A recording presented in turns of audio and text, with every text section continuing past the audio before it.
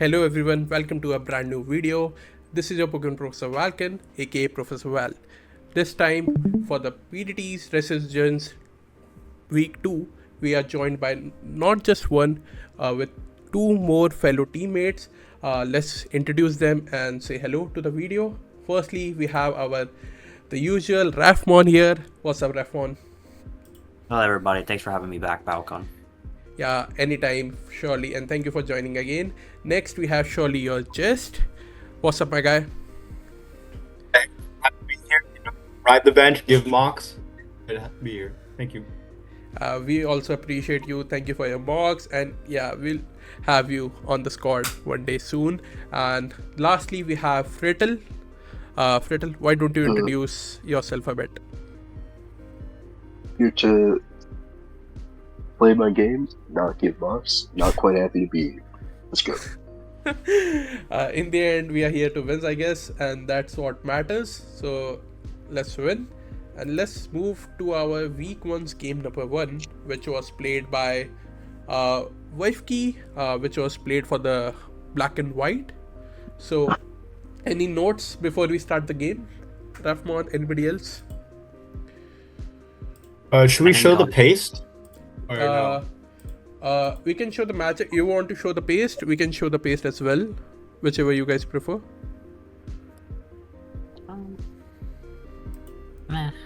I think going into the matchup, I think we were.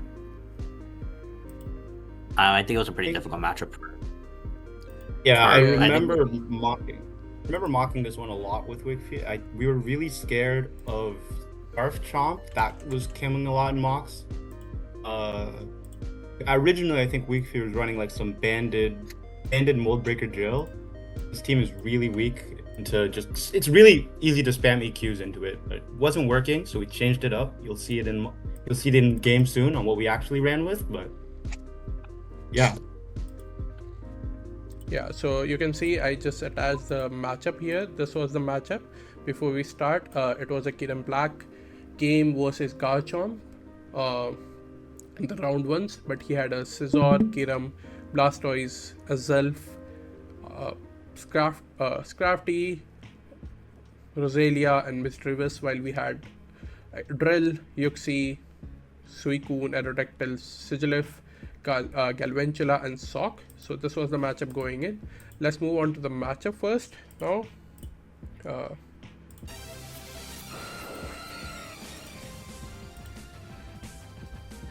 So Scizor, Aerodactyl leads into Scizor, predicts not a bullet punch and goes for that good Fire Fang, gets the 88% while he just U-turns. Good switch as well. The start was in our favor, but yeah. What do you think about this game? I guess one thing noted, I guess they blocked the Balloon Azelf, which I don't think we saw in mocks, but it's a cool attack for the Excadrill. This Kiram is, I think, entirely special attacking with Habanberry. Once again, we really needed these Chomp and Kiram measures. So yeah, it was had a lot. I think I'm looking at the EVs. It's balance defense with a bit of HP, so we're not surprised that it lived those superpowers. Yeah. Also, superpowers dropping the attack of Scizor did help us out, because if it was CC not superpower, we surely would have died to combination of 2.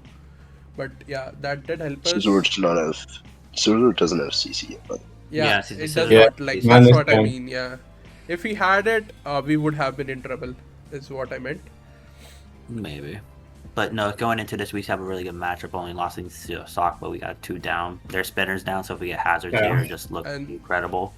That Roar, that was such a good read of Roar, as Kiram just substitutes, get the free 25%. Yeah, Lefty's Kiram was always sub. Yeah. It's cheap. Ranked.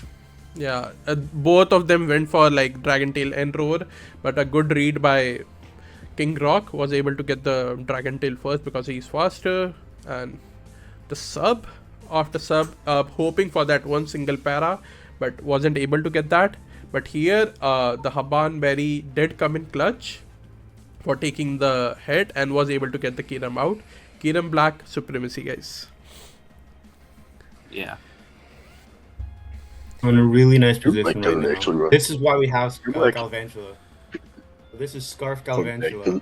Used to be an Uxie, my but experience you were with too weak to black switch and on. pure black doesn't actually run physical moves. And then here's where it went That's just wrong. the Here's case. where everything went wrong. Crit That's bad. into rapid spin, not killing. Yeah.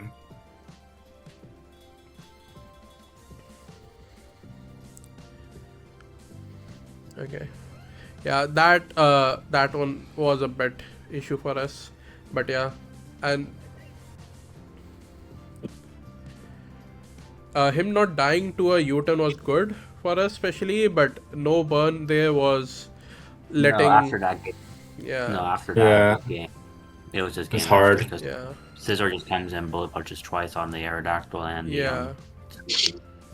Like, I guess in retrospective, you could say rapid spin on Tromp was a mistake, but man, that that crit was the biggest misplay. that was- That rapid spin was a misplay in generally. I think that's what cost it because rapid spin doesn't get rid of rocks if you die beforehand, Yeah. which we were all going to die to that. Yeah. So I think that was a misplay that cost us the game here. Yep. I think it was a think, good game overall, just right at the end. It was a little messy. Yeah. I think the Galvantula not killing just through. Yeah, Freetle. I just think he was kind of just screwed against this drafty at that point. Yeah. Since it was Okay. balloon. Yeah. Like it I was wonder if definitely because he didn't kill Chomp, so Chomp was always taking out extra. Or he had to switch the oh balls yeah, I and take guess. the hit. Oh, Big I drain think, yeah. punch. But I think he Iron did not Man. show up on the screen, right? Crafty did not show up before the game. Before that No, turn no. happened. Monsters do. And this turn, like when the drill went for the spin, and the crit I'm as not well. sure. I think it was the crit because he wouldn't have died if the Oh, crit did not no, Would you happen. are- Drill still be 2-hit KO'd? I with think that it crit? was not a misplay. Looking back at it, because it was a crit. I think, of course, we are not taking. It kind of was. He should have just killed. He can spin Yeah, I on think- either Yeah. edge or not. He's got Chopper. He could spin on like Yeah. Crafty or Scissor or Scrafty. Either one of those are easily spinnable because Yeah. Scissor can only bullet punch and bullet Yeah. punch even This without was Yeah, this he was should Chopper have that get the he couldn't kill. I just think. run Yeah. nothing else. Yeah, he should have just killed. Yeah, because like even if he spun, it's not. It's No, the old. It's the old spin. You are not getting the speed buff, and you are not gonna be faster than Garchomp anyway. And he Yeah. does not die to one spin. And So, the thing is, so I think- it's better. Yeah. I think he was just screwed against this Crafty at this point. Yeah. Even before the crit. Actually, one If he thing killed I'm looking at Chomp the page. to this- The drill was Choppleberry. I think killing Yeah, no, Garchomp I'm was saying the that. play. He I should forgot have it was killed Chomp. Chomp. Yeah. He did kill Chomp, but he did just lose to Crafty anyway. Yeah. Or I think, damage yeah. it enough. Because like yeah, he would have saved Scizor for the Aerodactyl bullet punch. So Scrafty would have come out after Chomp died, and you had to spin Oh, to yeah, break the. Way through. Yeah. Let's move on to the. Only Yeah, way. he did just lose to this Crafty. Yeah. I think maybe he did just lose to Scrafty. Yeah. Yeah. This balloon and definitely shed skin. Yeah, for sure. Probably You rest. have to get like crazy lucky with burns. Yeah. No, he's also probably rests with his shed skin. Yeah. And Could Arrow possibly. can't damage it enough. Because so Yeah, for sure. I think it was just over to Scrafty. Once Yeah. I guess maybe Sock was Sock a little misplay. I don't know. I feel like would have been No, nice to stock. have. I don't think was Gotta get back. No, it kinda was. He Maybe- should have I Maybe don't think he should have stayed in there. could have kept it earlier. I think maybe. Yeah. Or kept it for later. Yeah. Great. Okay, so let's move on to the game number 2 of the week, which was for Gen 8 and which was played by our flex player, Charlie. Charlie versus it was Charlie, right? That's me. No, Oh, it's Freetle, Freetle. Freetle. You, my bad. It's Freetle, Freetle. and yeah, I should have that replays open. Yeah, it's played by Freetle versus Ali, and it was for Swish. So, what was your plan going into this game, Freetle? matchup fucking sucked. This is the worst This thing matchup ever. was fucking hell. This matchup was hell to prep. Mm-hmm. Like I couldn't bring my Sizzle or my Slowbro because they just weren't worth it to bring over you fucking Hippopotas. Mm-hmm. So it was essentially Sand Drill was good. Orange could get good chip. Nihilio could get good chip. Scarfox particularly could get good chip. One could help around a bit, and that was my whole game plan. I essentially just had to fucking outplay the shit out of them. Okay, sure. Okay, let's start with the game. It was like we are 0-1 down, and the start of the week. This was the second game played for the week. Let's see if Freetle had our back in this game or not.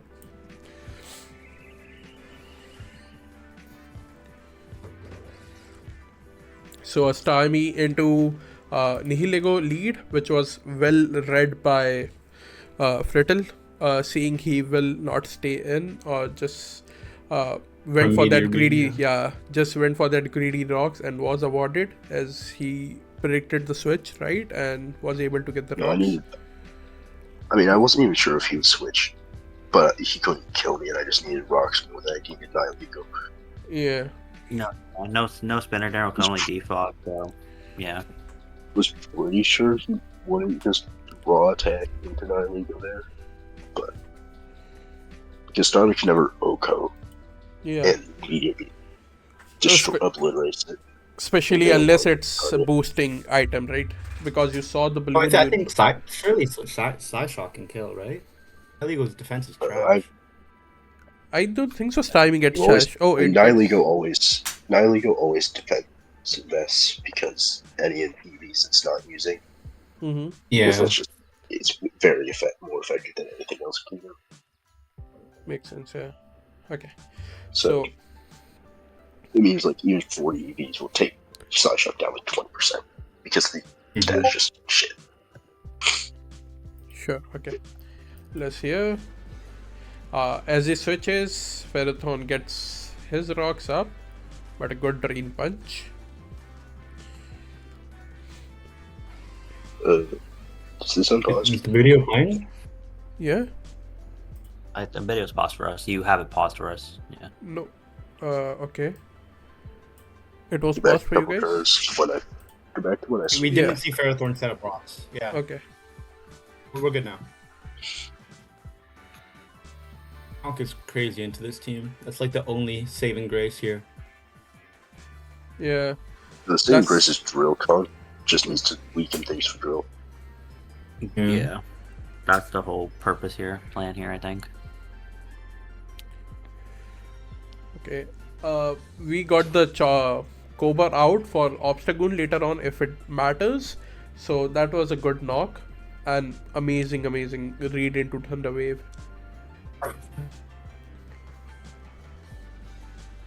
I think Hippopotas over there is like the best middle ground play because we are able to dodge Thunder Wave and also not get hit by a read of Fire Blast, I think. So that was a good middle ground, I would say. But the read of Switch into Toxic was a bit unfortunate, but nonetheless. Yeah, unfortunate on their part, but thankfully good on ours. And then they swap in Lando here. Yeah. There's the meteor beam. Yeah, with just open. Yeah, I don't know why they stayed in here. I think he saw the balloon, and that's why. He saw rocks. So basically, he thought it's like more of a defensive or supportive Nihilego, or just 3 attack rocks. He did not expect Power Hub Meteor Beam, I think, is the reason he stayed in. But especially, even if he stayed in, I don't think so. Even though that Earth Power is very strong, I don't think so. It kills with the boost, or it fucking annihilates. It annihilates. Yeah. You are spreading. Yeah, you need a lot of crack right now. Nihilego is not taking the shit. Yeah, makes sense. Yeah. Even with the sand boost, it's still Lando. Yeah, makes sense. Yeah, sheer force. But yeah, the gyro ball killing. Great chip on Pharaoh. Yeah.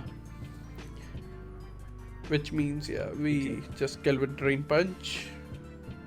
like you can already see the Excadrill endgame. It's literally just Drifloon. Once that's chipped, like Excadrill wins on the spot. Yeah. Yeah, and it also takes 25 just from the rocks. So It's a fine Iron Head. I think we went for the read or like of them switching in because we saw Balloon Slimy as well and a Drifloon, but they stayed in for the U-turn. It's not like Coco can do anything to drill anyway.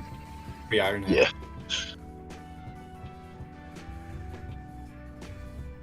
The sacrificial lamb of our team just went down to give us. That point. What was this? Electric Seed, right? Yeah, Electric Seed, Unburden. This point, I'm trying to weaken Drifloon into range for a Scarf Ops to clean up that game. Mm-hmm.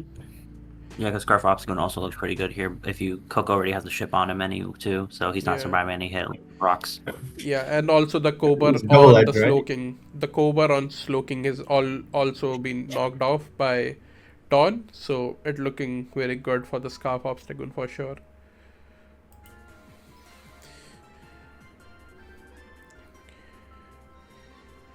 Good Iron Hand. Did we get a flinch? No, a knockoff coming up. Soft Sand goes, which we don't care because we cannot use Earthquake into him. And there goes. And everything's just in EQ range. Yeah. Yeah. Yep.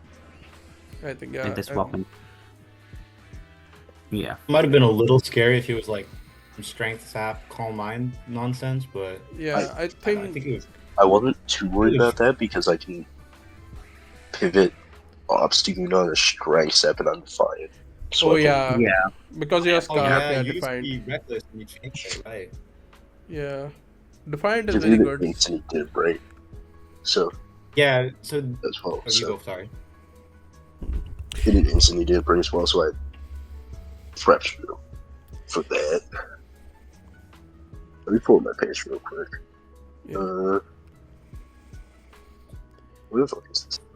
And this game was pretty important for us because we lost the first game of the series, so it was needed because we had to tie 1-1 or a 0-2 start of a week is always, you are playing on the back foot the entire week then.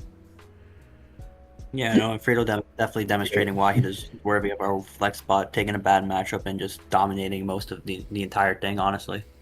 Yeah, great gameplay by Freetle. I thought this game was so over on preview. Like, great. Yeah. So we are waiting for the paste while Freetle just pulls it out. Once it's out, Okay. yeah. Obstagoon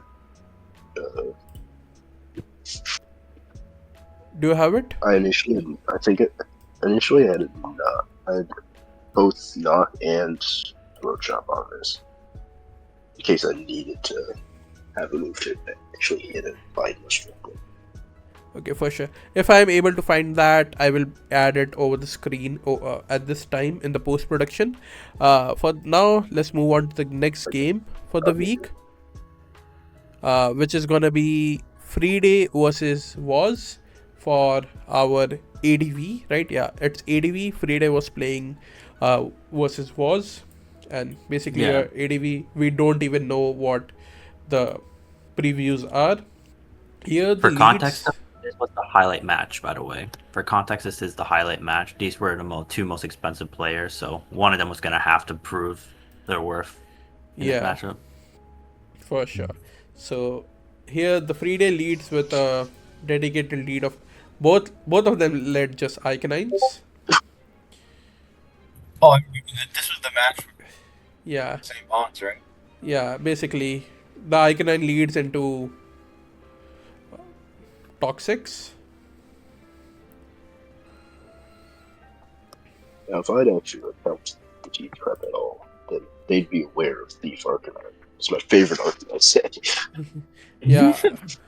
A good switch by Freeday onto Flygon, but amazing predict into Aerodactyl because it's not a big predict for him. Like, he does not lose because Rock Slide also kills Arcanine over there, and so Erectile coming in was a bit misplay, I would say, from side of Yeah, no. Wars.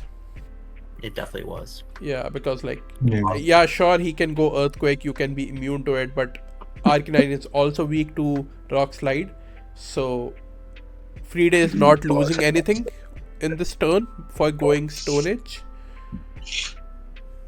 I And mean, I believe Boss did have Mars in the back. That Freeday would rather. No, he didn't really have to Rock Slide resist. There's Hariyama, but Hariyama's not coming in there. yeah. Yeah. Yeah, I think, yeah. And Nidoqueen's also not coming in there. Yeah, Rock Slide's just free. Yeah, they can. But like, I think ADV is the gen where the crits are 2x, right? Instead of 1.5. Yeah. Yes, I believe so. Yeah. Yeah, so like anything which did come, or if it mattered, it does not matter because the crit is just gonna do bonkers amount of damage in this turn, and was able to get the big dub in this match, and was able to get us the first kill for the game as well. Let's start.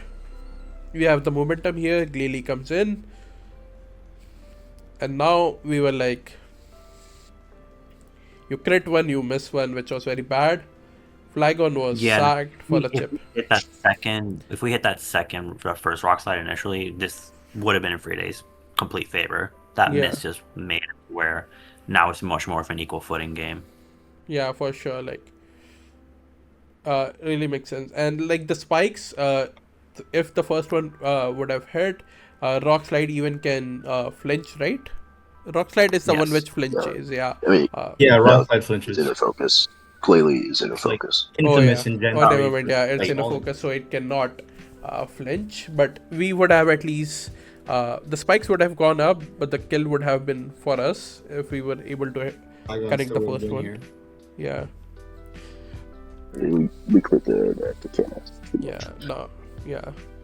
Makes sense. Yeah. Yeah, we can't. But the freest sub coming up on Erectile on the read. Hariyama scouts with a protect, but then just dies to another crit. The crit mattered, but it was payback, I feel. Yeah. I don't know. We did crit the arrow. We crit a different mod. Yeah, we critted, then we missed, we crit. Oh. So, like, yeah. We're high key hatching this guy. We're robbing him, but it was just a game of patience at this point. The Celebi got a CM up, and then it was just recover and hidden powers going back and forth. Who's gonna imagine if another crit comes up and all this healing. Well, yeah, boss is risking that crit though. Yeah, it's 100%. Yeah, if boss, you're going, in this position, I feel like you kind of have to you're behind the line. I think that was a very good sub coming up from Freeday's side, because he is not going to do any damage as he's just going to heal up to maximum. So he's just basically forcing Celebi. Yeah, there's the Lychee. Yeah, to do more than the recover basically, and was able to force Celebi.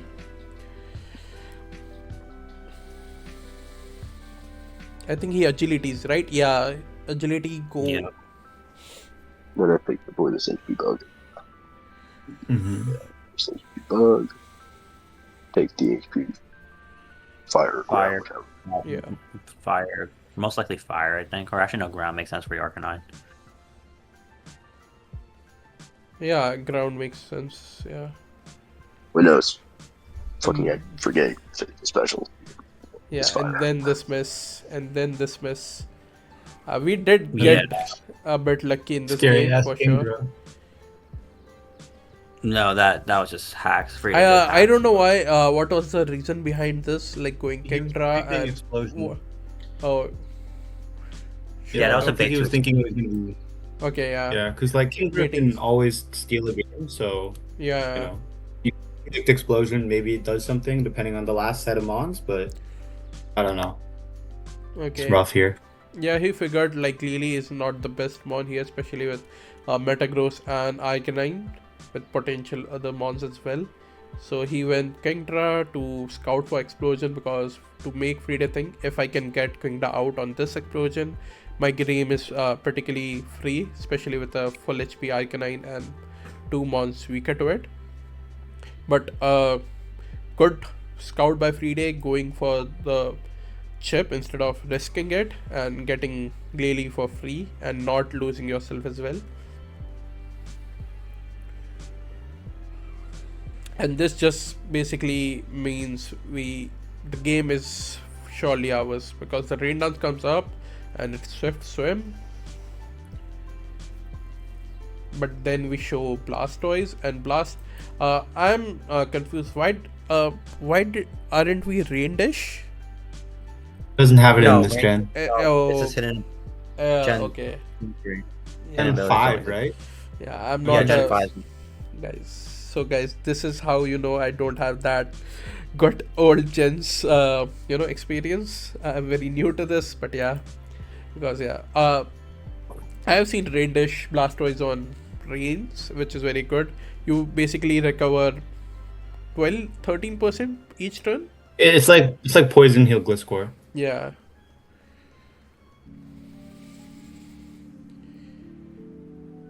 And a good spin because he knows he won't be able to damage much into Kingdra. He goes for the spin, so Glalie, Metagross, and Arcanine, everybody takes a bit less. A good read as he knows he's gonna go for a rain, so just limiting its output Well, by not going known. for screens. He's not known as going Rain Dance, just going screens here just ensures that Kingdra nor Celebi can Yeah. punish like Right, Arcanine. Hmm. Or can't kill Metagross afterwards. Nice icy wind, but doesn't matter. The toxic is gonna take it out, and big Nice little boom. explosion. Yeah, the nice little explosion coming up and giving us another 2-0 win. And this time we are 2-1 in the week with Freeday and Freetle winning both the games. And you have a good start of the week, especially after the first game, starting 0-1 and going it to 2-1. So what was the thought in our back ends? What were we thinking on the captain side?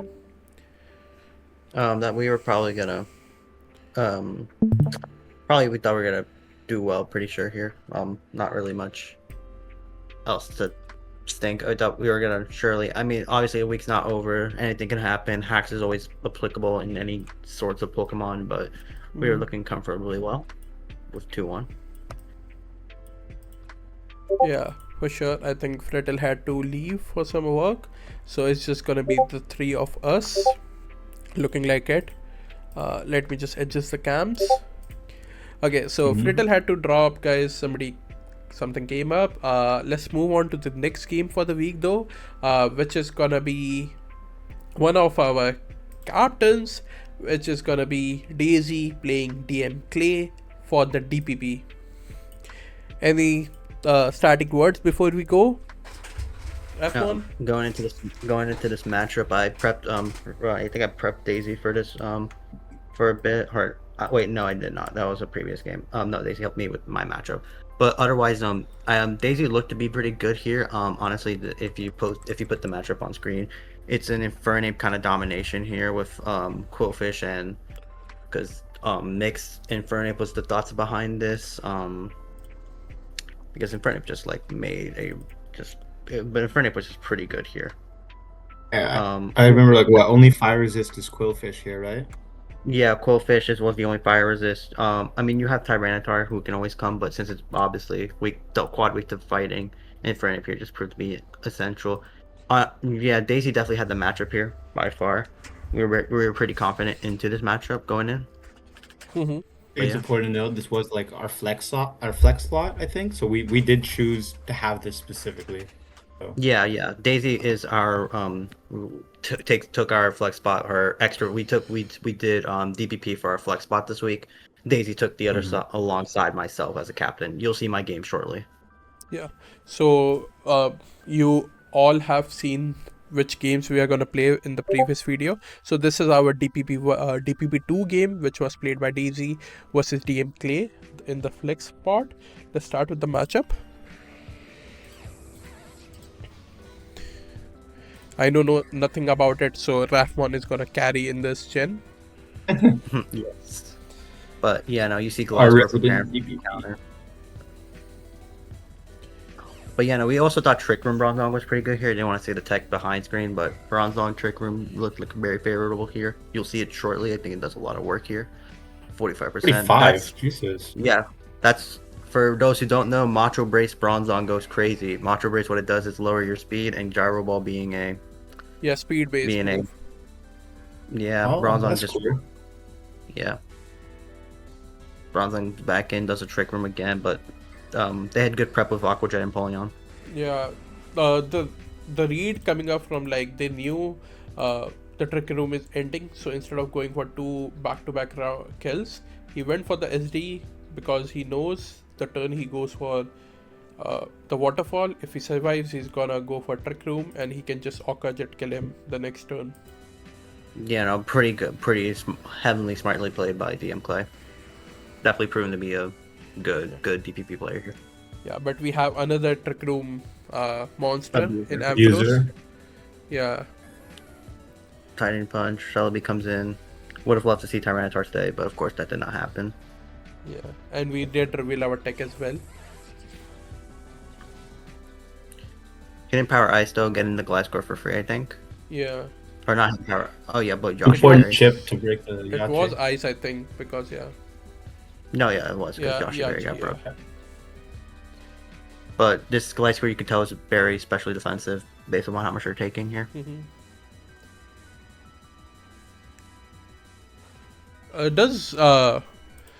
Does Roost not remove the flying typing in old gen?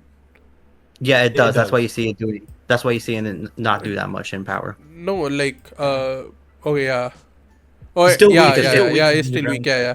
Because it did Yeah, 30 it's with supposed Yachi and it's doing 35. Okay, my bad. I was like, why is it doing the same damage? But it's Roost on both turns. My bad on that. But yeah. Yes. Yeah, no, it's all good.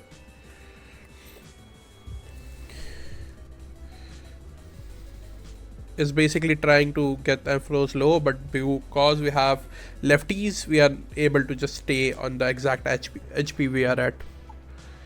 Just trying to leave with the most amount of HP, you know? Just optimize it. Yeah.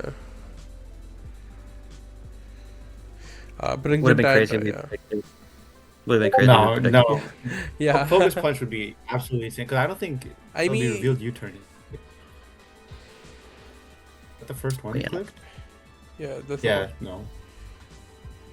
Focus Punch would have been insane.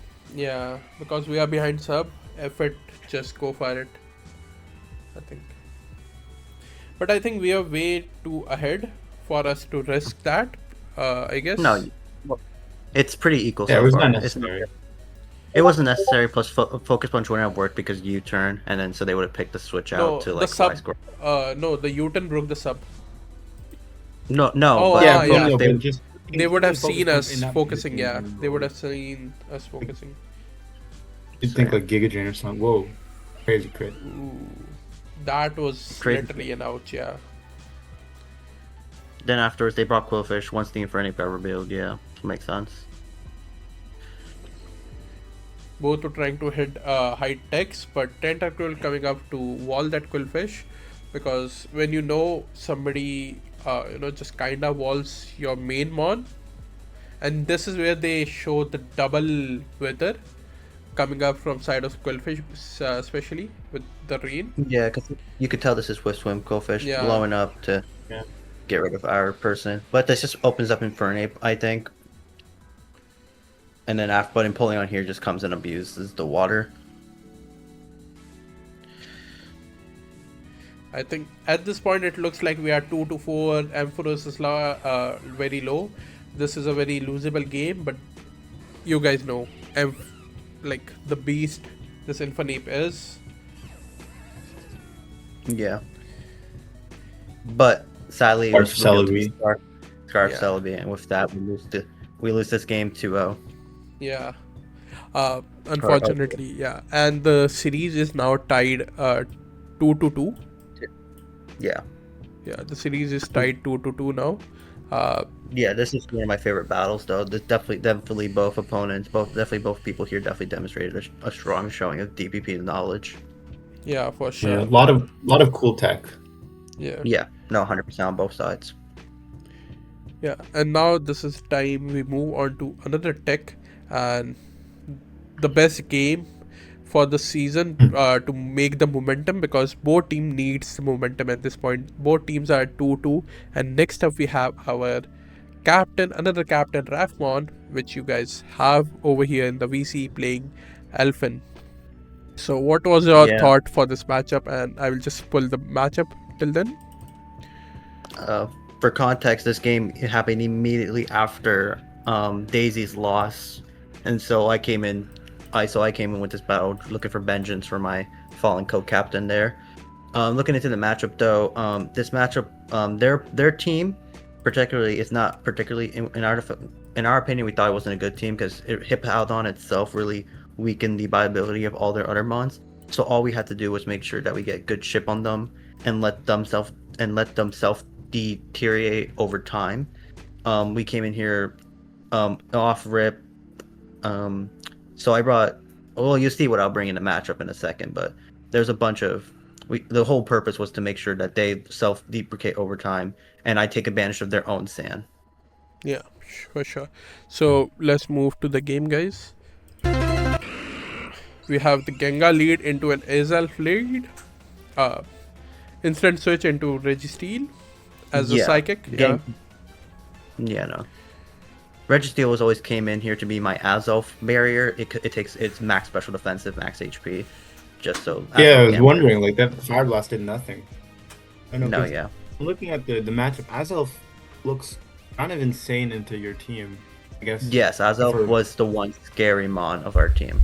But here the predict goes wrong, I think. And we were, because of the predict, he read, I think, a switch coming up. And because of that, the psychic, we were able to get amazing chip into Azelf. It's basically below 50 now. He will come and take bit of rocks as well. So Registeel, I think they tried predicting. Yeah. I think they tried predicting a not a switch but a protect instead. Yeah. I'm just wondering why Toxic on Registeel over T-Wave? Because I know in old gens T-Wave is like super broken. So because as I said before, the goal of this team was to make them self-deteriorate over time, and so Toxic would help a lot with that. Plus for Hippowdon as well, Thunderwave wouldn't work. And if I needed to sack Registeel, because Hippowdon was a really main threat for my team, it was the one I had to think a lot about. So putting Toxic on Hippowdon as one way to shut it down was to me a worthwhile cause over Thunderwave. Yeah. Okay, because like I know this was like you said, like the Azelf check. So I was just curious because I know Paralysis probably would be better specifically for Azelf, but I guess the rest of the team, like hitting the rest of that, is probably more important. I expected more Flamethrower Azelf than Fire Blast Azelf, but since pretty sure Registeel is pressure and Clear Body. Sorry, never mind. Yeah, Clear Body. But with Fire Blast being so low PP, and I could protect stall it easily. So after Fire Blast would go run out of PP, I would be able to beat it 1v1 because Psychic doesn't deal as much. Yeah. And then accounting for like missed chances and all that, like I think that's the main reason it went for like reading a protect. He went for Psychic so he can save those PP for the Fire Blast, but was welcomed with a Seismic Toss instead, and which make him switch and get us in the driving seat. At least for the beginning. At least for the moment, yeah. And then afterwards try to protect, obviously trying to stall as much. So now the best Heatran answer ever comes out? Yeah, Heatran was another problem mon, so Suicune was my Heatran answer. Yeah. Had a lot of answers to this. Yeah, and the reads, like the Magma Storm missing from them was a bit hard for them, because even if you resist, the residual damage doesn't matter about your typing. No. So that would have been, I feel like, huge for them. Protect is a weird play. I don't get that. Protect was so that I could, if they were trying to see if I was maybe doubling or scouting stuff like that. Doubling your scouting, because I'm typically in the community. I typically like to do a lot of doubles at times, so I think that's what Oh, the feature tech for, for. But I mean, that's my assumption, or maybe trying to see if I would immediately damage them. But yeah, no, that was a weird play on them for protecting. Yeah, and a good read, especially as well, coming from you, getting the free Calm Mind up. Uh, Then you see explosion. Yep. yeah. Heatran is faster than Suicune, or are you just that defensive? I'm slow, so Heatran was probably speed creeping. I was max defensive. Makes sense, yeah. oh, cool. Suicune missed, and then I revealed Chesto Ball here. Yeah, And then, yeah, Lobro comes in here. Go for another Calm Mind. yeah. Both of you goes for There. Calm Minds, but then you reveal Shadow Ball and the crit. I think that was a very Yeah. huge and important crit over there. No, yeah, 100% was an important crit there. That heavily swifted the matchup on its Yeah. toes. I think it would have been a longer game with Slowbro still available, but I'm not complaining. But I know if I was on their side, I would be a little salty. Yeah. Finally, the Yeah, Gengar has levitate this gen. I just remembered. Yes, Gengar is levitate in this Yeah. gen. Oh my god. The good This is old, next gen. yeah, the By the good way, old so you see Gengar that- days. Yeah, that's why Yeah. he came in, because he knew it's like the specs damage, but because the sand and the toxic damage, we knew it was a free Registeel. Swapped into Suicune so I can get one turn off of my rest or my Yeah. sleep from Breloom. That was the thought behind that. Yeah, makes sense. Now we have way too Is there a mon in the like, back you'd be like scared of to see right now, or is this over? I think the only mon that could have been scary for me was a Toxicroak.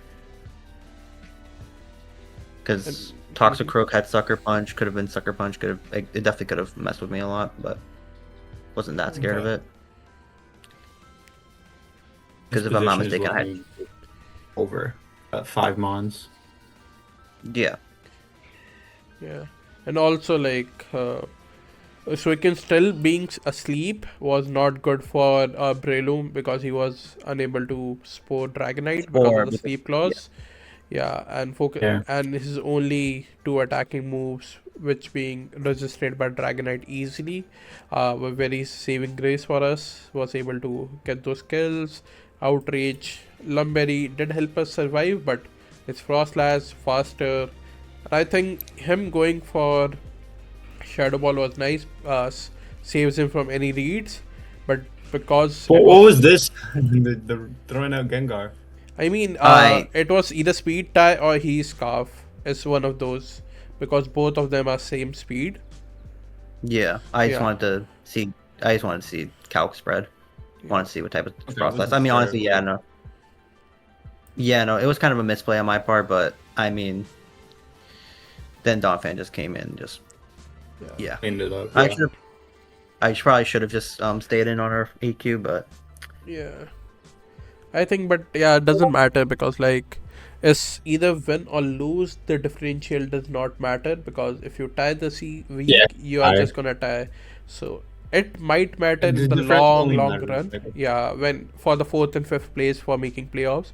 But if we have to steep down to that, I think we should not be in that position anyways. We should be making playoffs nonetheless, the differential, right?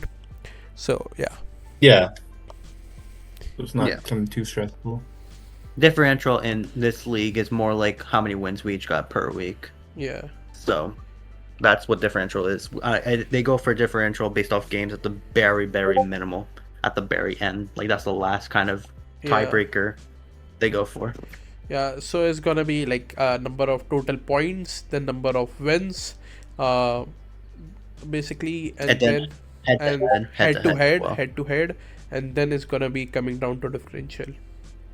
Well, Yeah, never go so down at the end of the day, it's not too much of Head-to-head will- an issue. Yeah, Oh, head no, to it's head, tied. head to head will always let you go up, because like you are gonna play each and every team regardless, so you are gonna either lose or win anyways.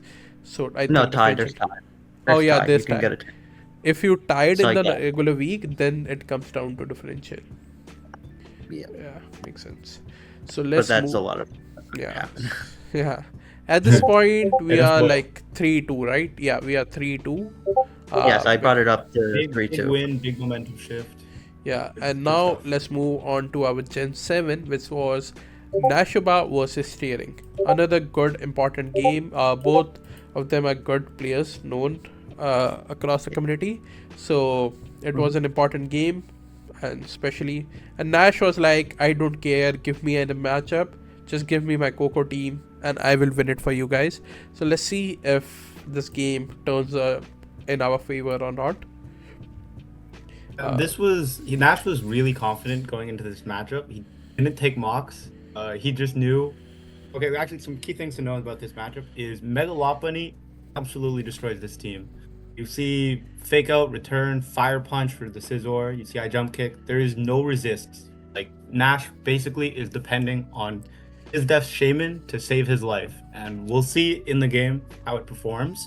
But if you But- know Nash with the Shaman will always come through for Nash. Yeah, Yeah, that is like his mon right now. Yeah, what I have known in the last 2 weeks, knowing Nash, he loves his Coco and he loves his guy Shaman.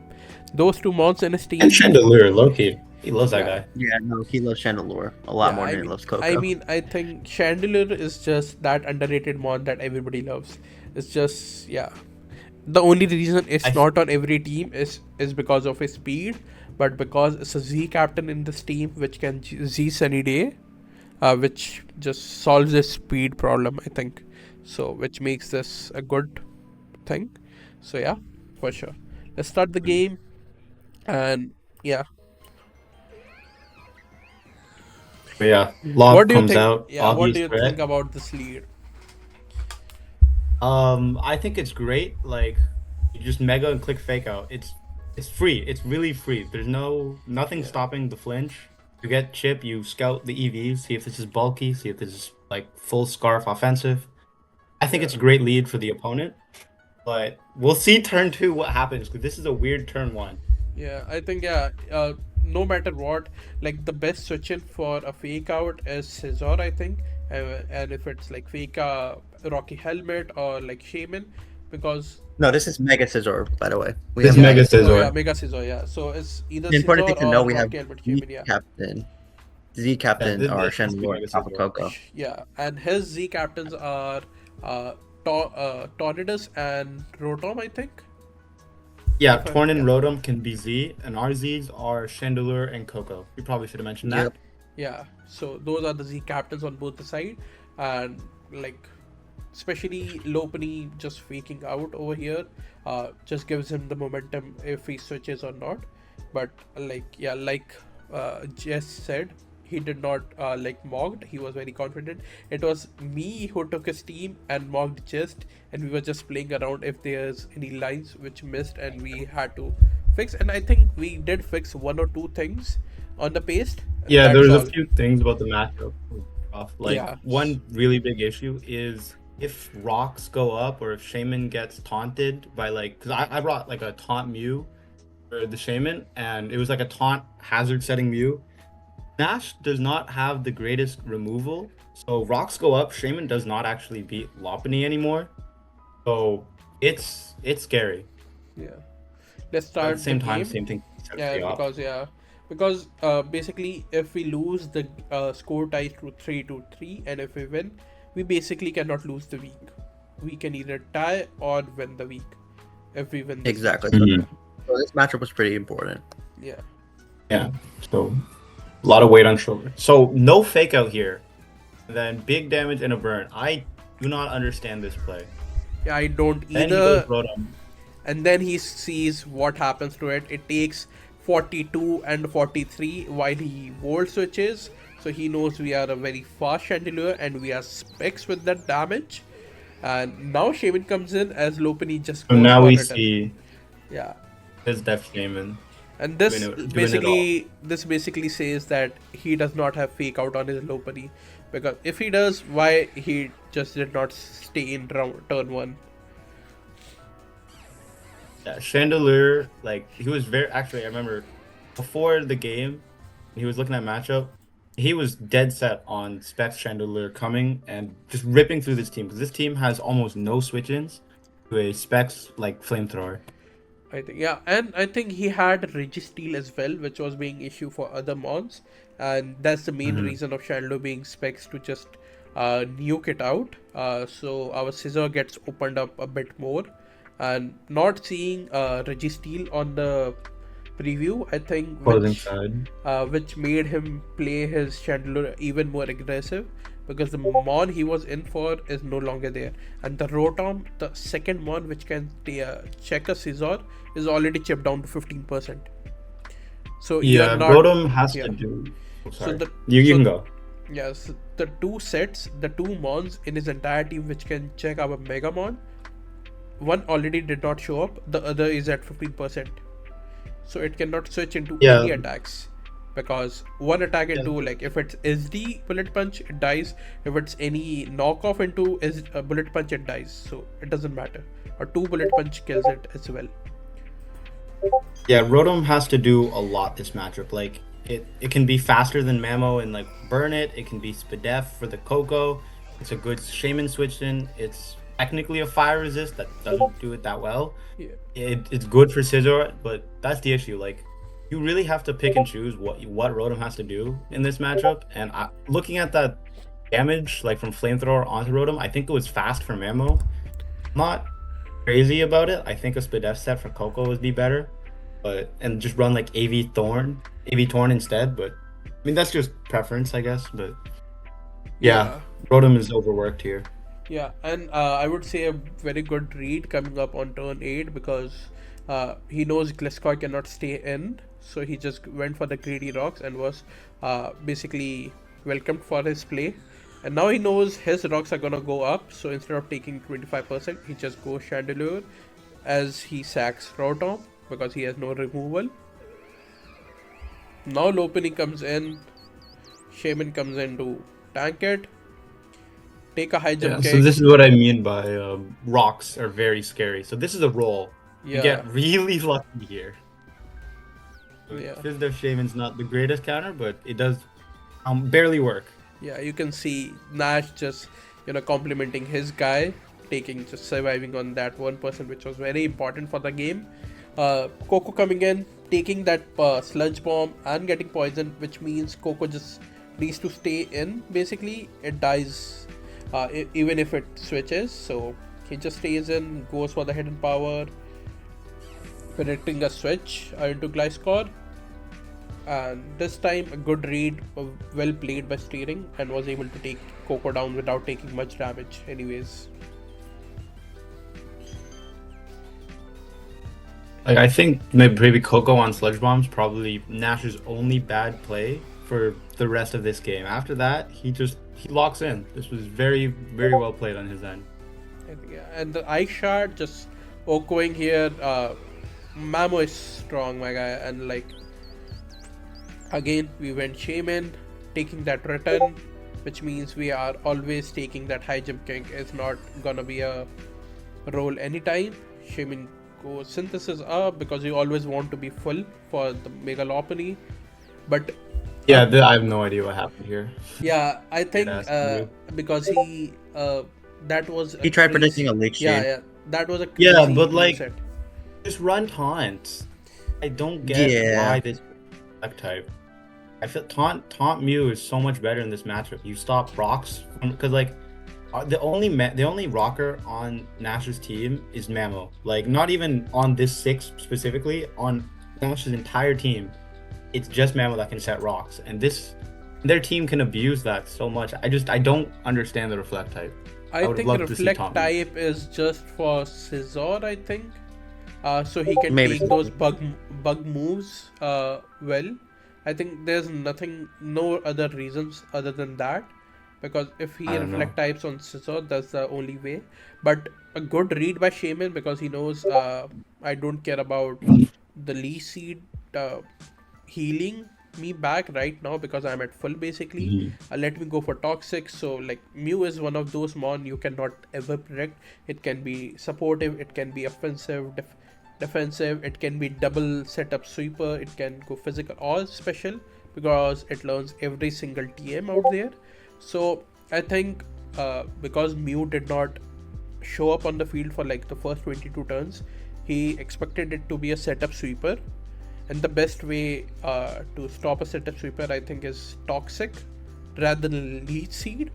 So that's what I think he went for and was awarded, because as he went for the Reflect type, became a grass, was able to Toxic, synchronize Toxic Shaman as well, but the OP ability Natural Cure just helps us, and he can just switch next turn and be extremely healthy for Lopunny again.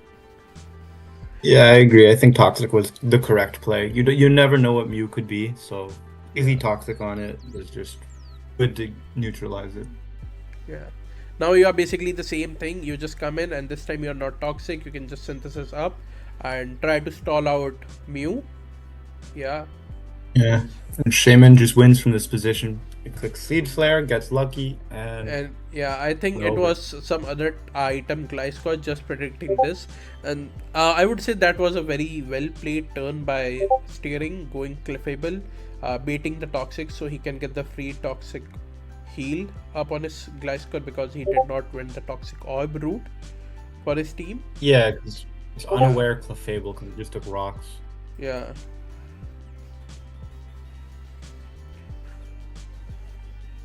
But Seed Flare missing one, but next time just connecting, getting the KO, and now we can just... The leftover knockoff is pretty huge from Gliscor, because it kind of stops us from living the two high jump kicks, but at this point we are way too ahead in the game that we don't care and just go for the Seed Flares and Leech Seeds basically.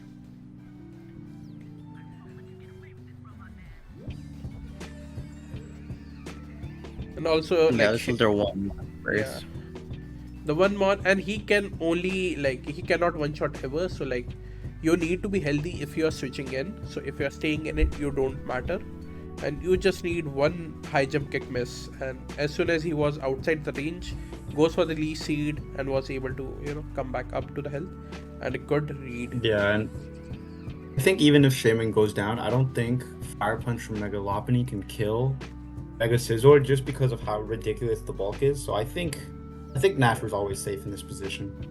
Yeah. The only Goes hope for is the top. it's Toxic, but the only hope is it's not for Sar. I think because the synthesis were over, so Toxic was You the had double best. priority with Ice Shard. You have double priority in Ice Yeah, Shard. Ice Shard Bullet Punch, we were fine. But he had quick attack as well. He went Latios first just to scout what was Lopunny's set, because like Latios can be scarf, which I think we were, and he did not want to risk that and went quick attack, and I think that's the main reason Lopunny was unable to fit fake out, because it needed quick attack for any potential scarfers. And yeah, I think high jump kick was the only move which can have been given up, but seeing how much return did to Shaman, I think it was necessary, and as well as because of Memosoin. Yeah, I think I don't know. I'm not crazy about their team building, like from the opponent. I don't know if Scarf Gliscor was amazing in this matchup. I would have loved to see them maybe honestly, I think Quillfish would have been an amazing bring over Gliscor. But Maybe I think, or maybe the way they played, they wanted their Gliscor to be toxic by our team, right? So they could have just been Facade, Lopunny instead of Return, and just do as much damage as you can while you are on the field, instead of because you don't have to risk high jump kick. I think Facade toxic boosted does way more damage, so you don't have to risk the roll on Shaman and stuff as well, right? yeah, I guess. I don't know. I don't think you ever need to be in that position with. I think in mocks I brought taunt spam. I had taunt Mew, and I think it was taunt Torn. I'm not 100% sure, but I don't ever think you need to risk Lopunny HP like that. Because as long as you're out of Ice Shard or Bullet Punch range, Fake Out plus return flash high jump kick really just cleans house. I I don't think, yeah. know. Weird But team yeah, players he in there. needed fire punch. He needed fire punch for the scissor, and he needed quick attack for like stuff like scarf chandelier or Z chandelier or like the scarf lati like we saw. So I think it was a bit important, which did get them a KO and did reduce a diff. So I think with that we are 4-2 up right now, and we cannot lose the week at least from No, we now. can tie. Yeah, we Yeah, can. guaranteed tied or win. A guaranteed tie. Outplaying for win. Yeah. So the next match is gonna be our another flex, one of the flex spot, which was gonna be Gen 8. The flex spot was played by Freetle. So this was the first game of The actual. Gen 8 game, which was played by uh, Cameron versus Cameron. Aleppo. So yeah. And we had the Chomp Stila team versus the Zeraora team. So this matchup was a bit rough, but not unwinnable. It was a very like bit between the lines, like it's winnable and unwinnable as well, but it's more to their favor, I think. Yeah, I thought when I first saw the matchup, I thought it was a lot worse for Cam than it really was because we mocked it, and Zeraora goes. Wait, no, sorry. Cam is the Garchomp Cinderace team. Garchomp Blastoise, Cinderace yeah. is really strong in this matchup, so Yes. I really underestimated it, but it's kind of his best mon here, I think. That and Gourgeist. Gourgeist puts in good work against whatever he brought in mocks. Yeah, the only thing is, guys, remember that Libro is banned because it's the pre-nerf Libro, which is very sad, but nonetheless the speed tiers was very important for this team, and hence the addition of Cinderace was done in the round 2. And let's see the game. What were your thoughts, Raphmon, going into this game? I genuinely thought it was more of an even matchup than most people gave it credit to. I mean, obviously, I think the opponent team has a bit more with like Kyurem and Zeraora against our somewhat fragile ice team because it's only Blastoise and Cinder, which Cinder we don't count. It's really Blastoise holding the line against Kyurem here, but other than that, we have speed. Sorry, you go. I didn't realize. No, it's fine. I think I said my case. Oh, okay. Yeah, No. like I think I think one thing to note is like this is Gen 8 where most Kyurems are running freeze dry. So like their best Oh yeah, our best yes. ice resist is really honestly it's Celesteela. Because Celesteela in Gen 8 draft is beautiful. That mon can do anything. I think in this game we did end up bringing AV Steela. So that usually is a great check to Kyurem. It honestly trades into most things. So that was our ice check here. Yeah, I sure, forgot about but freeze. yeah, freeze dry, but I think Blastoise is still so thick. Especially, I think we are EV on that as well because like spin, flip turn, scald, and like you don't need anything else on Blastoise. Just throw mirror coat on it on EV sets. That's all you need because you are not taking more than 30% with the freeze dry as well, and you basically kind of literally OHKO it after rocks if you just mirror coat a freeze dry, right? Mm-hmm. Yeah. Yeah, So, like I remember in mocks, it was really eating up the freeze dries. I would sub on it, click freeze dry, do 30, but because I was also running a Rillaboom, grassy terrain, he would heal it up. It would roar me out with sub, and it's honestly not a great net trade. yeah. So yeah, especially with rocks up and like how Camden started the game, like forced the Rillaboom out, went for the rocks and toxic, was able to get some good chip on Mandibus as well. But here I think we did not mint speed our Blastoise, which was a bit bad for us because if we were able to flip turn out after the U-turn, this would have been much more better positioning for us here, right? Yeah, was Mandibus ever brought in mocks? I think Mandibus is always a good mon, especially like you have a Godgeist or Garchomp. You would like earthquake immune. Even though you have grassy terrain, you have Zeraora and Heatran, so you would like at least the opponent to think twice before clicking the earthquake or scarf earthquake button, basically. So I think because of that, it's kinda important. But yeah, if we would have been able to flip turn slower into this, this would have been much better for us. Yeah, slight oversight on our end. I think it's actually no, because he was prepping for Galarian Wheezing, because that's like the ultimate levitate Galarian Wheezing. It stops both chomp stabs, doesn't get toxic.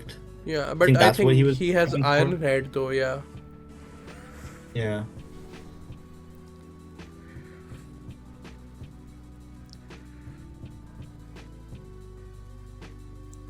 And now we reveal that Garchomp is a bit offensive, even with 2 supporting turns, and this is where like a good scout by opponent going into Mandibus and just basically revealing entire set of ours.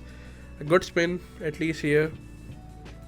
Get the rocks up, and Mandibus is basically dead right now, right? Easy boots. He's not upset. So this was a scary Kyurem, because you never know what this thing can run. This was boots. It was boots. Yeah, this was boots. Yeah. Yeah.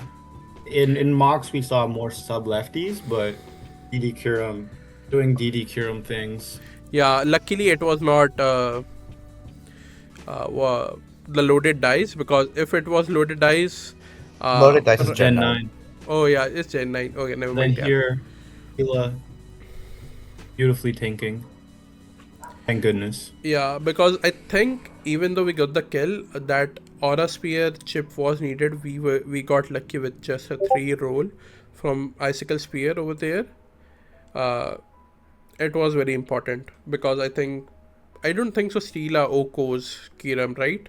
I think I don't know, because this was max attack adamant or brave nature specifically. Because he was leftovers. It's still 120 base power. Maybe like he was at like what 89. He was 90% health on Kyurem before the Aura Spear, so it did help a lot to chip it, at least make it a bit safer, and was able to get the Oko. Like Steela being our Kyurem resist here did help. Good. Yeah, but then bulk Zeraora comes through.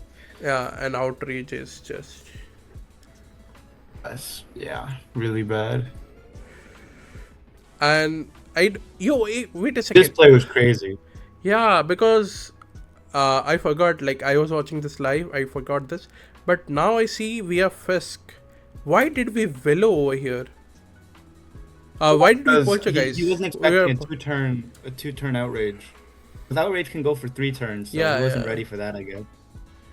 But yeah, that was crazy. Like I don't know. I don't blame him for that play. Yeah, it was just unfortunate, I think. Yeah, he wanted to go for like Poltergeist, do damage, and once the Lumberry is used, then Will-O-Wisp, I think. But he got unfortunate with the number of turns on that outrage, I think. But Sucker Punch not doing enough. I don't know why. Were we choiced on Cinderace? No, this was Boots. Yeah, this was Boots, yeah. I mean, then going Sucker there was like, I don't know why, because like we can just tank a hit always. But a good scout from Zeraora trying to catch a Volt Switch or Thunderbolt to get that HP. But yeah. This was Assault Vest Raikou, I believe. Like 50% sure. I kind of don't remember. And at this point, we are forced to go for low kick, I think. Yeah.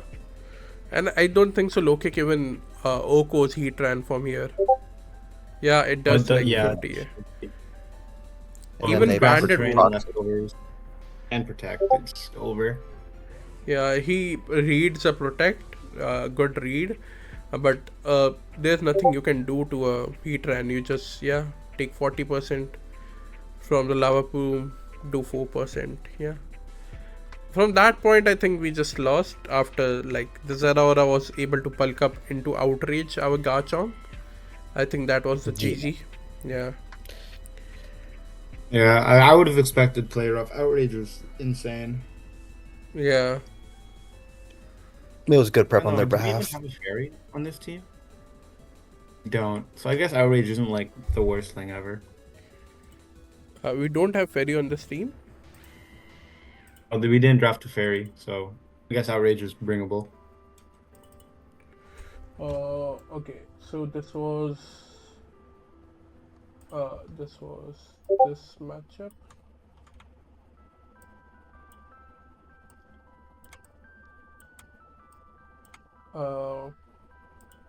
I think yeah, this was this matchup, and we did not. Wrong. Oh, Yeah, that's Freetles. we are Gen 7, right? No, this is Oh, Gen no, 8. Gen 8, Gen 8.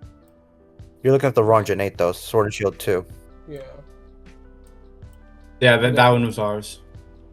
Yeah, we did not have no any fairy. fairy on this. Yeah, this which Yeah, was we rough, left and yeah, which we left opened behind him. Yeah. Yeah. But like we had a Steela, and he can just go Plasma Fest for us. But yeah, if we had Steela, I guess he wasn't. Well, sorry. yeah, if we had Steela alive and very strong into him, like just to go, I think that could have been nice. But I don't think so. Steela can do anything into Zeraora anyways. So I think which opened him to go bonkers with his Outrage, I think. Yeah. Yeah, like I think he was probably heavily bulk invested because Zeraora's speed tier is so good in Gen 8.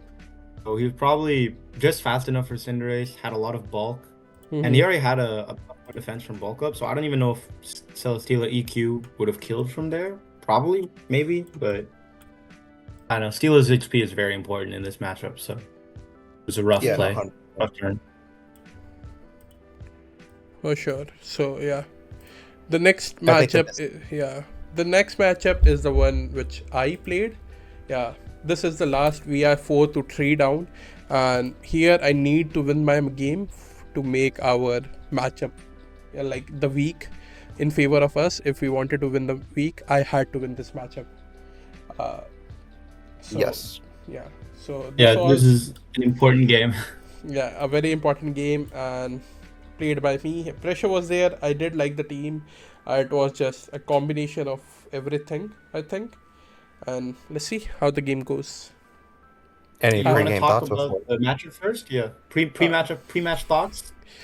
Pre-match thoughts. scary, what's good? Yeah, the thing was, there were certain checks which I had for the mons. Offensive Crobat goes crazy into my team. Like the only Brave Bird switch-in I had on the team was Excadrill, and which I wanted to be offensive in this matchup because like Mold Breaker, Excadrill just go bonkers. Like nothing. The only immunity he has, or the mon who takes less damage, is Crobat, and for that I can just Rock Slide that mon. Because Rotom Wash and Azelf being Levitate, just Mold Breaker going through it was very good for Excadrill, but I had to go the defensive route for the Crobat. I had played a very good amount of mocks for this and was playing lead Azelf with either Mental Herb. 80% of them were Mental Herb, or other was Sash, just to get the rocks up, because my team has no removal outside Excadrill, which is like when you're offensive mon or a single check, you don't want them, and it's not the fastest, and it being Gen 6, you cannot just increase your speed because it's a bad spin generation basically. So anytime if it's Scarf Rotom or if it's Shaka Rotom who can just Hydro Pump, or Will-O-Wisp you, it can be basically Crobat or Garchomp. Anytime those mons are out, you have to switch out your Excadrill basically. So which was rough. I had a very good tech with Kangaskhan in this matchup, which was I was unable to show because let's see the game. The way game started, I was on the back foot and I was not in the place to make the reads. I had to attack what's in my front. So if I had made the read, the Kangaskhan could have.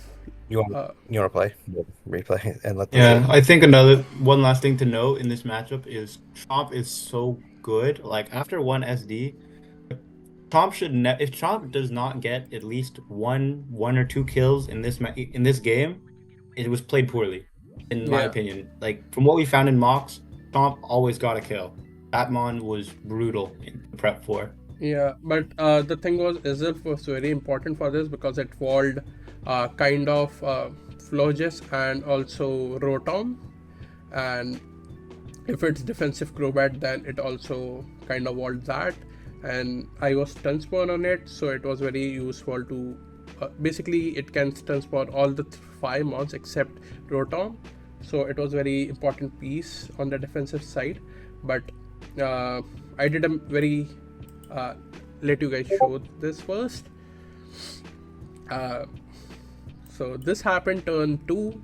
I basically threw my Roselia turn 2. I was on the back foot, which was one of the worst play I ever made in any single game. But by this calc, I know that Izzilf is a spec set, max special attack, timid, max special attack, speed creeping Keldeo and specs, because it was 92% minimum to 100 plus roll into my Izzil. That's the only roll. Max special attack expert belt was still like 88 or 87, something like that, so it needed to be specs for sure. And out of all the mocks I played, it was always Rocks, because Rocks is so good into my team, because the only scissor check I have are weak to Rocks. So yeah, like losing Roselia really sucked because that was basically our Rotom switch in. Yeah. So I mean, but to be fair, we never saw X Azelf and Mox, but that's never something you stay in on. But Like it sucks, but yeah, I should always scout, go my, like, I was AV Ton, I just go, even though it's Psyshock, I take a brilliant, huge chunk. I think I take 65% on my Tornadus, but from that probably I know, something like that. Yeah, from that I know it's specs. I can just go drill next turn, and then I have like just lost 30 HP on my turn, and I have full HP Roselia if I did that scouting. So I did understand that line. Behind an important. Yeah, I did understand that line, but I threw an important mon, because like my plan was like, if I'm able to stun spot this Azelf, my Keldeo end game just opens up a lot. Yeah. No, yeah. So we'll see how he plays on the back foot, because I think he did a great job after this. So yeah, then you go into Keldeo.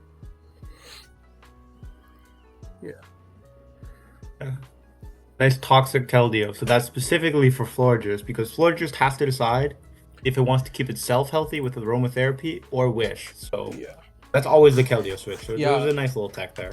Yeah, that was the main thing. Like I was initially Scarf on my Keldeo, so but I was like, no, I need the toxic.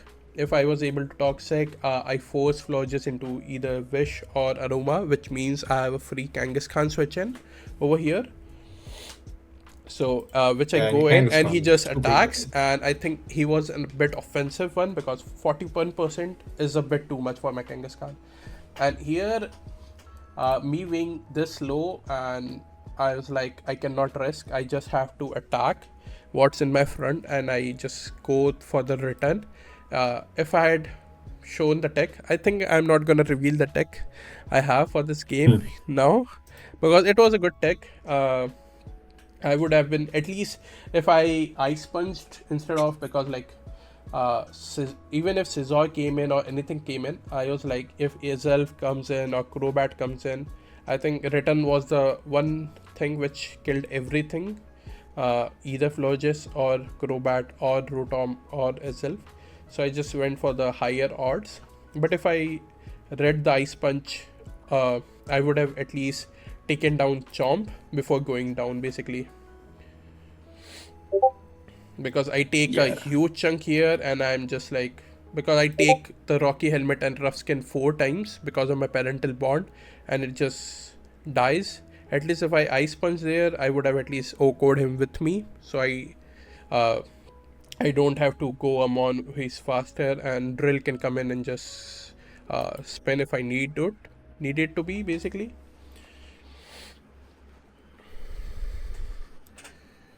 So I go for Scald. I get a good crit, big crit, 31%, which was very needed.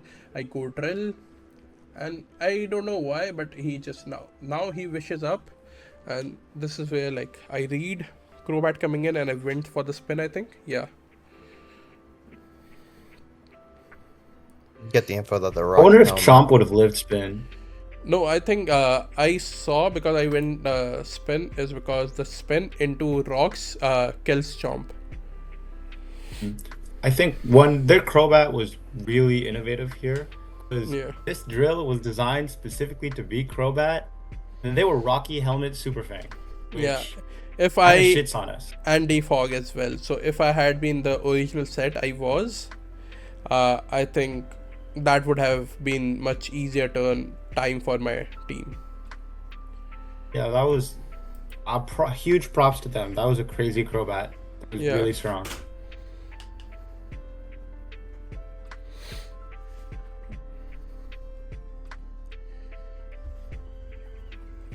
I did not want to stay in with my turn, because that just lets Rotom Wash come in for free. Easel comes in, I go Drill, predicting a Psy Shock, but it still does so much. 30% to resist is too much, and I was built physically defensive. So yeah, that's a Fizz Def Drill, still doing 30. Yeah. Yeah, no, kind of rough.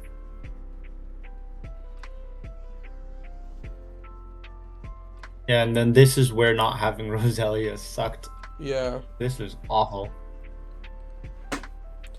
Yeah. I think, what was he? Was he Scarf here? Or am I No, crazy? no.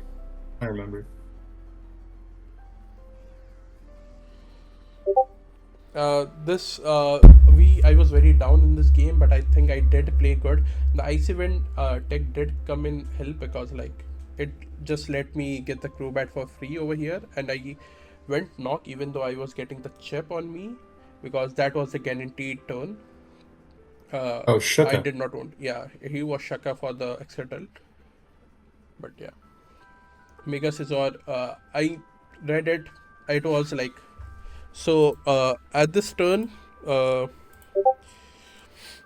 was so down. I had to just bank. I think I was recording it live. I did pop off over here, because like max attack Adamant Scizor at this point did like minimum 44 to 48% to my Tornadus, the max HP Tornadus. So I was like, please leave.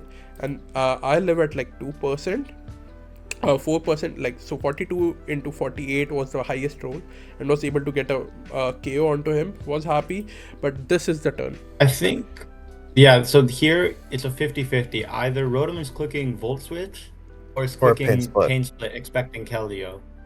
Yeah. Like, there were two turns here, and yeah, I don't know. I feel like they sequenced their end game really poorly, because they should have never been in a 2-mon, both almost dead scenario, like banking on this turn. Yeah. So I think it's really close here. How the game started, I think I did play my mid game and my near the end game very well, especially losing my Mons in the start, but then being pressured to attack with Kangaskhan and losing him, because if I had been able to show my tech, I would have been able to live with my Kangaskhan as well. The Gauchum would have died, and I would have been good, because like I had Sucker Punch as well for Elf, so would have been a bit better. I think this was never a 50-50. I think their play's always the Bolt Switch here. Because Yeah, if you swap in I think they clicked Pain Split. Yeah, because like because that's what I think. Like their play is always to click Volt here. So really? I know Keldeo is gonna do nothing. Yes, because if they click, if you kill Torn, then outspeeds Keldeo in one shots. Yeah. Yeah, I know, but like I feel like I think Pain Split is better because I think you always click U-turn here as like I think Torn is gonna click U-turn. Like Not Well, because yeah, like can see. Torn yeah, even but do anything to Azelf? Like Yeah. you knock Uh. Azelf off, it revenges Torn, and it still kills Keldeo in the end. Yeah. The thing is, I just U-turn into Azelf into knock. If I am U-turn 1v1, Azelf U-turn. into knock. Will that kill? Yeah, that might kill actually, you're Yeah, right. I U-turn into Keldeo, sack Keldeo because it does nothing. Then I knock. I live a side shock because of the boost, like the regen health and the specs going down. I take around 50% something because my play was go Keldeo, regen some health, uh, go as they switch into Ezelf because it does not die, and I just go my Taunt, go back to Keldeo on a U-turn, sack my Keldeo, and then just play off Rotom. But so, like I said, U-turn into knock was my play, was my what was happening in my mind. But let's see what actually happened, and then we can talk about it, I guess. Yeah. So, Where did the recording cut off? yeah, it's already started. I will edit it in the post. Okay. So yeah, here U-turn, he went into 11 HP, but here he shows the pain split, and he get a ton of HP because it's just base 80, and I did get a huge crit over here on Azelf. But so another thing was, if I was able to fit, I had to be Icy Wind for Garchomp as well on this.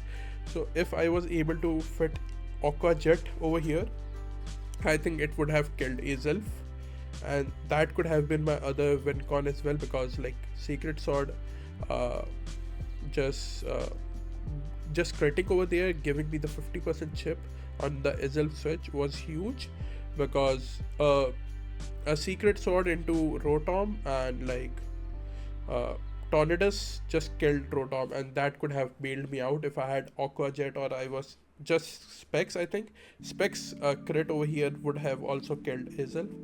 So it was just, Yeah, the, but specs would not have broken through floor use. That's yeah. I mean, I never stayed in. I just I'm never staying in front of him. I just toxic it. I can be Specs. I can be same set, but Specs instead of air balloon as well. That's what I'm saying. So it was just like Oh, okay, yeah. in between stuff, because I've seen Keldeo Specs doing just OKOing Rotom Wash if not invested, especially basically. So that's the thing. That was in, but because like the start was very bad, but the way I almost made a comeback, the game looked like I can make a comeback, and then me losing was bad, because this turn, like I said, if I had given up, right, if I had given up on the matchup, I would have just knocked it. Okay, yeah, Rotom just killed me, I don't care anymore. If I had given up on the matchup, I would have just stayed in. But I thought if I made the play correctly, I can make a comeback into the game. And maybe sometimes giving up is the way, guys. Because if I did not care about what Rotom did, I just stay in, knock off, take the chip, kill me. Okay, I don't care. At that point, I would have been like, okay, I will just kill what in front of me. If he stays in with Hydro Pump or Thunderbolt, anything like that, I just Keldeo at least gets one kill, right? So get the div down. So if I had thought like that, maybe the pain split would have costed him, because I would have gotten the 11% chip on him, then I got the healing back, and Rotom would have either just stayed in and died, or died to rocks the next time. So I mean, that would have been a bad play, which I would have been bailed out on. But yeah, that could have been something. But yeah, then I just die to Psyshock. Taunt gets the knockoff out. Specs goes out. Izzle dies. But Rotom Wash is very healthy enough so that I just go for Heat Wave, because I did live a non-crit Volt Switch over there, because if I was able to Heat Wave, the only reason I heat waved over there was to get the burn chip, and it being the good burn damage, I would have been able to get the 12% off, and he would have been in the 20% range, from where a high roll knock would have killed him. So that was no, my you out. usually- Playing to your outs as much as you can. Yeah, like Yeah. I was AV. I would not have died to a base world switch without the crit. So my only way out was like nothing to hit KO'd him. The only way I 2-hit KO him was going for the heat wave and the burn, because 11 plus 12 did 23, while knockoff did around 19 or 20. So the best way was to go for the 30% heat wave burn rather than 2 knockoff crits. Those were the only 2 ways I win. But instead of me getting a burn or crit, he was the one who got the crit out. And that was it. We lost the last game of the week, and with MrTimbb became the hero for his team, tying the series 4-4, and we tied the first week. Yeah, 4-4 tie first week. Yeah. Yeah, I mean, Which we isn't did end up winning on differential, so that's kind of cool. You ever have that issue for playoffs, but But first yeah, week no. tie, we'll move on. First week tie. We're tied for 4th and 5th right now. So not that bad, but obviously, of course, we're gonna have to put our A game again on week 2. Yeah, and the worst part is we had the winning. We were 4-2 up, and it was me who had to bring this back home, and I failed. So that was the only thing which bums me a bit. So there's that, but I think we will be able to make a comeback week 2. And let's just, before going up, let's look at the matchups we have for the week 2. These are the matchups we have coming up. First game we have Zazo versus Charlie. For ADV we have DPP Dazey versus Tariso. We have in black and white we have Vicky versus Iceman. For black and for Iceman for the black and white. And for second matchup we have for ORAS we have Dawn Platinum versus Lux. So these are our first 4 games for week number 2. Yeah, Dawn Platinum is gonna be playing my slot. I am setting out this week. Yeah, I had other games as well, and Dawn Platinum did not get to play last week, so he will be replacing me for the ORS slot. For the next slot, we have Nash coming up again with his lovely beloved Tapu Koko and Shaman team versus Thomas in Ultra Sun Ultra Moon. While for the Swish, we have Freeday playing up versus Ziku for Gen 8, and our 2 flex spots are gonna be Raphmon, the guy himself, for DPP. This is our flex spot, right? Again, or it was theirs? Yeah, this is our flex spot, but we switched me and yeah. Dazey around. I'm typically DPP. We just switched me and Dazey around because we had Yeah. the exact same coordination. So we're like, we gotta switch something up. So we put me in flex spot instead. Yeah, so yeah, Raphmon will be playing the flex DPP this time versus King Clyde, and the last flex picked by their team was black and white, which Rin came up from there, and we have Freetle for the black and white 2 as well as the flex spot. So those are our 8 matches for this week, which will be discussed in the next video. So I hope you guys enjoy the video, and let us know if we should continue doing this and should we change anything for the upcoming videos. I hope you guys have fun. That's it for me. Any lasting words, Raphmon? Just Thank you for having us. This was a lot of fun. Happy to be here. Thank you. Yeah, no, thank you for having us about Professor Valcon, and honestly, we hope to come back harder next week. yeah, for sure. And let's get that dub and make that first victory for the season. And let's hope because I think we have only played 1 game of the season, so of the week. We just played 2. Okay. We've played 2, but obviously we will not reveal I'm gonna say score. how so- the- Yeah, we are not revealing anything, but yeah, I hope you guys come back next week, and make sure to like and subscribe to the channel. Thank you so much for watching all the videos. That's it. Signing off, Professor Val.